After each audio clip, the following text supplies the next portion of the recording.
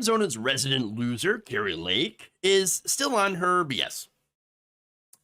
Her fruitless quest to overturn her election loss, and it's not going very well. Here she is. Here is one of her star experts in her recent lawsuit to try to overturn her loss. Whether it's accidental or inadvertent. I gave the two options, sir. Please allow me to ask the question. I'll allow you to answer. Whether it's accidental or inadvertent, if the shrink-to-fit 19-inch ballot has to be duplicated, once it's duplicated, would it be tabulated? To your understanding. There are two technical ways that image would be there. None of the ways you had said, it's not even possible. That's it's not possible, Your Honor. I understand what you're saying, Mr. Brady. That's not responsive to his question. If you are able to answer his question, you can do that. Sir, are you able to answer the question? I'm unable to answer your question. Okay. I'm unable to answer that question. Oops. Great. So let me give you some context into what happened, just in case you haven't been following the Kari Lake case. So Kari Lake is trying to prove two things. One, that Maricopa County election officials, or at least one of them, had deliberately, secretly caused a printer malfunction that ended up losing Kari Lake enough votes so that she didn't win the election.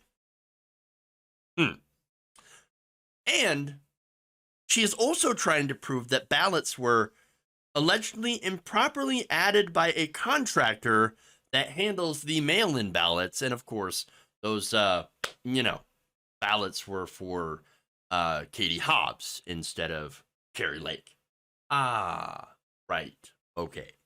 So now the person that you saw on the stand getting a little combative is a supposed cybersecurity expert named Clay Perrick. Now, as HuffPost notes, Perrick, who had been had recently spoken at election denial events organized by Mike Pillow, yes, a very reputable there, said he had viewed ballots that were printed in the wrong size, and claims that, well, since they were printed in the wrong size, it must have been on purpose to steal the election for Katie Hobbs. What? So now, this is actually, this whole conspiracy theory revolves around a printer problem. And there were printer issues. The county admits that, yeah, there were some issues. You know why there could be potentially issues with, some of the printers or some of the machines? The fact that our election infrastructure is ancient and never gets funded well enough to be modernized and properly protected. And yes, that actually could lead to errors, and we've seen errors that happen. It can lead to machines just not functioning, or of course shutting down, or even the possibility of them being, hacked or broken into somehow. But the fact that, of course, that a lot of these election machines were not connected to any network during the election kind of disproves a lot of their theories involving, for example, foreign actors or, Venezuela or whatever, China coming in and hacking the machines and changing the votes for Biden. Again, none of that stuff has been proven. All of that stuff has actually been debunked and disproven.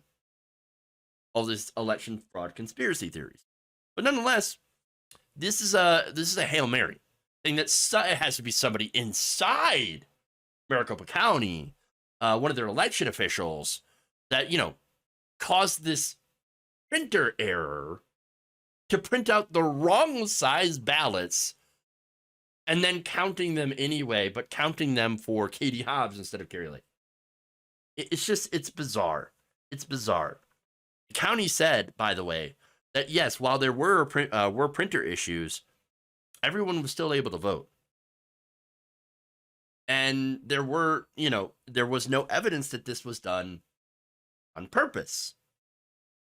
So again, this entire thing pretty much falls apart, just like the rest of Kari Lake's allegations. In fact, a judge has dismissed 8 out of the 10 claims that she had raised in her lawsuit. 8 out of 10. And from what you've seen from the last 2, or at least in that one, those allegations don't seem to be going very well for Kari Lake either.